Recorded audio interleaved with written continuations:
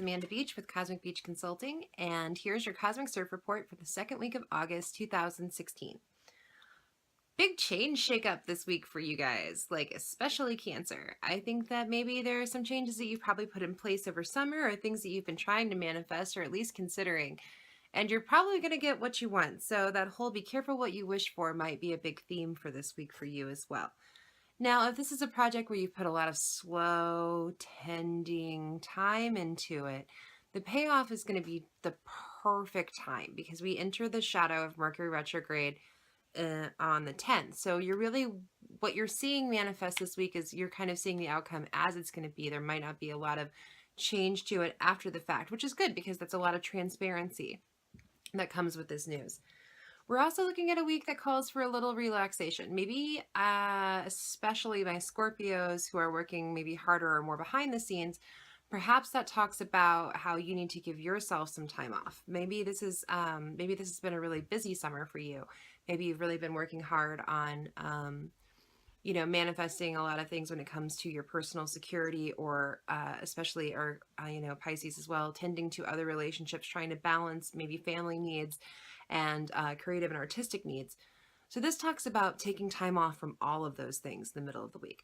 I think that there is a tendency to kind of overrun yourself when Mercury goes retrograde in Virgo, because Virgo is very like type A and process driven, and and that can be grating, especially on Pisces who, they like to kind of come to their own on a process. They don't necessarily like to be like regimented into a process. Although Pisces with some Earth in the middle, Moon rising maybe.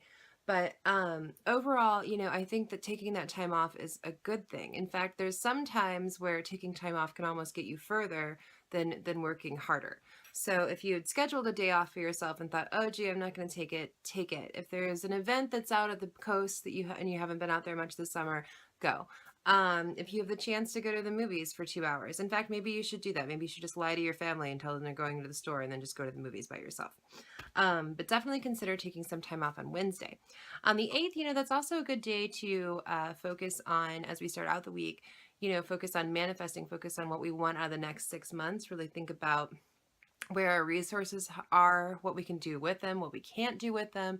And when we're looking at limitations with our resources, we also need to think about, as soon as you tell yourself like, oh, it's never going to happen, that's when it's never going to happen. So if it's just a matter of moving a couple of dollars around to pay off some credit card debt that you're not happy with, or if it's more about saving for a down payment for a home, don't get too stressed out about the process or the details. Really kind of try to focus on big picture energy and focus on bringing, what you want overall. Don't take small step backs too seriously this week. We are in a super, super, super time of change and fluctuation on a global level, on a national level, and on an individual level. So if things aren't panning out this way, if you're putting a lot of effort into something that's just not working, this is not a bad time to be like, all right, I will revisit this, or I'm just going to walk away. That might be the way to get to the path. You know what I mean? If you're looking for some expansion in your world, instead of saying like, oh, I didn't get this one job, or oh, I didn't get this one contract, I didn't land a client. Instead of looking at that and kind of, or this girl isn't calling me back, this guy isn't calling me back. Look at that as that just means more opportunity. The less direct choice you have, the bigger your choice is, actually, the more choice you have.